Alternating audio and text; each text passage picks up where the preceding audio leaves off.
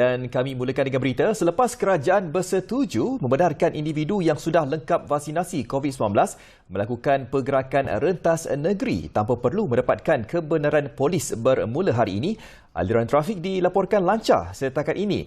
Bagaimanapun, aliran trafik dijangka akan terus meningkat dalam tempoh beberapa hari ini. Jadi untuk perkembangannya, kita berlintas langsung dengan wartawan Nazahiah Muhammad Hazir dari Lembaga Lebuhraya Malaysia LLM dan Syahira Bakhtiar dari Persada Plus untuk perkembangan aliran trafik di lebuhraya seluruh negara.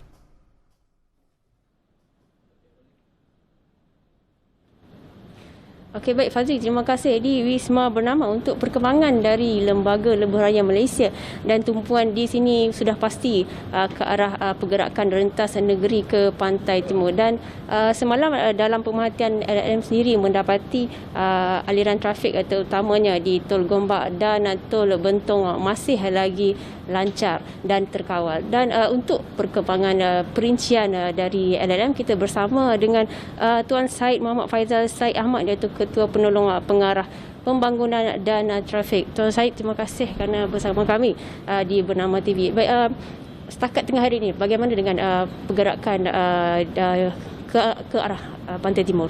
Okay, terima kasih Nazar. Untuk makluman semua, daripada pemantauan di Pusat Trafik Lembaga Lebuhraya Malaysia, pada ketika ini keadaan trafik masih lagi lancar di terutamanya lebuhraya KL Karak dan juga lebuhraya Pantai Timur 2. Pada ketika ini, berdasarkan kepada trafik yang kita perolehi bermula daripada tengah malam tadi sehingga 12 tengah hari tadi, keadaan trafik telah meningkat di lebuhraya KL Karak sebanyak 36%. Dan hampir 11,500 kenderaan telah melalui lebuhraya di Plaza Tol Gombak. Begitu juga di Bentong. Di Bentong juga keadaan trafik juga telah meningkat berbanding dengan Isnin minggu lepas.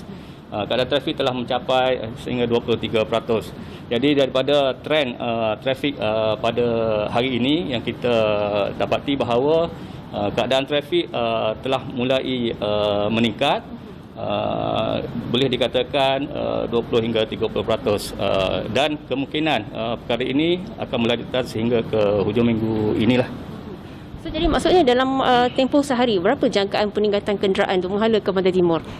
Okey, daripada jangkaan pihak Pusat Trafik Lembaga Lebuhraya Malaysia, kita dapati peningkatan ini akan berterusan, di mana peningkatan trafik sehingga hujung minggu ini, yang mana pada hujung minggu ini akan ada cuti umum iaitu Maulidur Rasul pada 19 Oktober. Jadi kita menjangkakan bahawa keadaan trafik di lebuhraya KL Karak akan meningkat sehingga 160,000 kenderaan. Manakala di LPT 2 kita akan meningkat kepada 45,000 kenderaan. That means kita punya trafik akan bertambah, dan kita telah mengarahkan supaya semua pengendali lebuhraya memastikan bahawa membuat perancangan yang rapi berhubung dengan kerja-kerja penyelenggaraan dan juga kerja-kerja penutupan lorong di lebuhraya, supaya keadaan trafik lancar di lebuhraya dan tidak mengganggu pengguna-pengguna semasa menggunakan atau membuat rentas negeri nanti. So, jadi Tuan Syed, memandangkan peningkatan kenderaan dan lokasi-lokasi tumpuan LLM juga, bagaimana persediaan untuk sebarang situasi kecemasan ataupun mungkin kemalangan? Okey, Pusat Pengurusan Trafik Lembaga Lebuhraya Malaysia dan juga pengendali lebuhraya sentiasa bekerjasama dengan agensi-agensi bantuan kecemasan seperti PDRM, bomba dan pihak hospital, di mana pihak TMC, LLM sendiri ataupun pihak TMC di syarikat konsesi akan menghubungi agensi bantuan kecemasan sekiranya berlaku apa-apa kecemasan di lebuhraya untuk memberi bantuan yang cepat dan segera kepada pengguna-pengguna lebuhraya. Di samping itu, sebagai contoh, di Aneh kita telah menyediakan jentera berat untuk mempercepatkan kerja-kerja pengalihan kenderaan yang mengalami kemalangan terutamanya kenderaan-kenderaan yang melibatkan kenderaan berat. Di samping itu, antara kerjasama yang kita buat, kita membuat latihan kecemasan ataupun mock-up dengan pihak PDRM, polis, hospital dan juga bomba untuk mempercekapkan kita punya proses semasa kerja-kerja pengalihan diadakan di lebuh raya.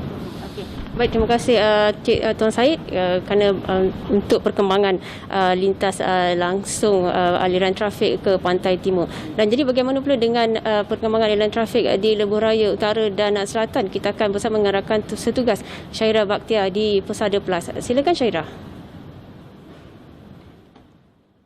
Baik, jika sebentar tadi anda telah melihat keadaan trafik di Lebuh Raya menghala ke Pantai Timur, kini anda bersama saya untuk kita meninjau keadaan trafik di Lebuh Raya menghala ke selatan pula. Dan ketika ini saya berada di pusat pemantauan Traffic Plus di Suruhanjaya, dan ketika ini berdasarkan pemantauan saya daripada sekitar pagi tadi sehingga tengah hari ini, keadaan trafik masih lagi terkawal, tiada lagi kesesakan walaupun terdapat pertambahan kenderaan di Lebuh Raya menghala ke selatan. Dan untuk perincian lanjut, ketika ini saya bersama dengan Encik Muhammad Yusof Abdul Aziz yang merupakan ketua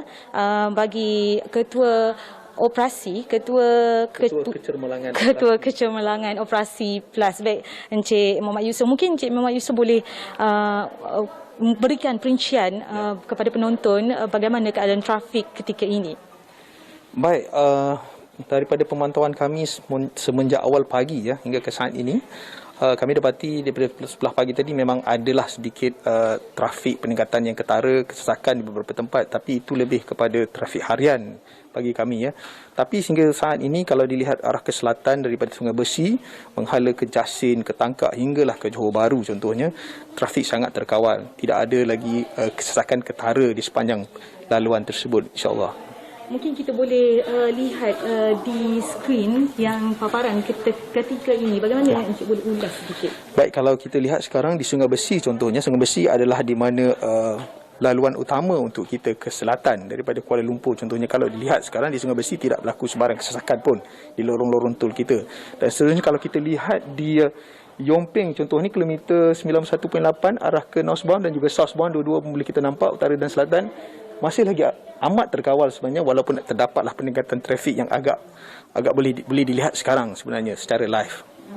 Okey, itu adalah perincian yang berlaku ketika ini, iaitu hari pertama bagi rentas negeri yang telah dibenarkan oleh kerajaan. Bagaimana pula jangkaan Encik Muhammad Yusof mungkin sepanjang minggu ini ataupun menjelang public holiday ataupun sambutan Maulid Rasul, mungkin orang ramai akan berpusu-pusu untuk pulang ke kampung halaman. Bagaimana dengan expectation atau jangkaan Encik Muhammad Yusof sepanjang minggu ini sehingga minggu depan? Baik, yang pertamanya sememangnya ini adalah saat-saat yang ditunggu oleh semua rakyat Malaysia untuk membolehkan mereka berentas negeri ke destinasi masing-masing lah. Dan kita menjangkakan keadaan trafik ini ataupun kenderaan laluan utara ke selatan ini, jumlah peningkatannya akan secara perlahan atau beransur naiklah hingga ke hujung minggu ini, terutamanya pada hari Jumaat ini, di mana saya percaya ramai yang ambil peluang untuk menyambung terus cuti mereka bersama dengan Maulid Rasul yang jatuh pada hari Selasa minggu depan. Jadi saya percaya keadaan trafik akan tidaklah sesak yang keterlaluan, tetapi kita menjangkakan peningkatan kalau mengikut jangkaan kita dalam lingkungan 1.3 juta yang akan berada sepanjang Lebuh Raya Plus untuk hujung minggu ini sebenarnya. Dan kita juga menjangkakan apabila selepas cuti hujung minggu ataupun bersambung dengan cuti Maulid Rasul kembalinya ke ibu kota, yang itu kita menjangkakan trafik akan berlaku peningkatan yang ketara lah sebenarnya. Biasanya pattern trafik kita ini ataupun jangkaannya mereka pulang secara serentak ke ibu kota daripada semua laluan selepas menghabiskan cuti. Jadi nasihat kita kepada semua, rancanglah perjalanan dengan sebaiknya supaya kita boleh mengelakkan keadaan yang kesesakan yang teruk lah sebenarnya, insyaAllah. Okey, bagi Encik Muhammad Yusof sebagai Ketua Kecemerlangan Operasi di PLUS ini, apakah mungkin SOP ataupun peringatan kepada pengguna jalan raya yang bakal pulang ke kampung halaman? Mungkin ada SOP tertentu yang mungkin mereka perlu beri perhatian sepanjang berada di Lebuh Raya ataupun RNR? Baik, yang pertamanya SOP yang paling penting sekali adalah untuk memastikan diri kita sendirilah supaya diri kita sendiri supaya kita berada dalam keadaan yang paling selamat, ya. Maknanya kita bersih ataupun tidak ada COVID pada kita lah sebenarnya. Yang keduanya, SOP yang telah kami adaptasi di sepanjang laluan lebuh raya ini, terutama sekali di kawasan rehat dan rawat lah sebenarnya.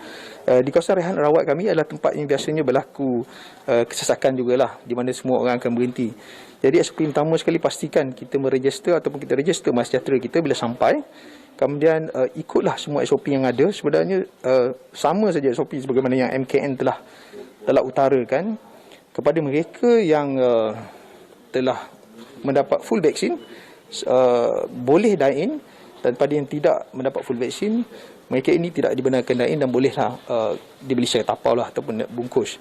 Untuk tempat fasilitis yang lain seperti surau, tandas, kita telah sediakan marking masing-masing ataupun untuk memastikan physical distance, jarak fizikal kita yang dibenarkan. Dan semua tempat tersebut adalah berdasarkan kepada kapasitinya, berdasarkan kepada physical distance tersebut. Baik, terima kasih banyak Cik Yusof kerana sudi meluangkan masa bersama dengan Bernama TV. Sekali lagi saya ingin ingatkan kepada penonton, jika anda berkeinginan untuk pulang ke kampung halaman, jangan sesekali lupa untuk patuhi SOP yang telah ditetapkan oleh kerajaan untuk kita putuskan rantaian pandemik COVID-19 ini. Kita kembali bersama rakan setugas di studio.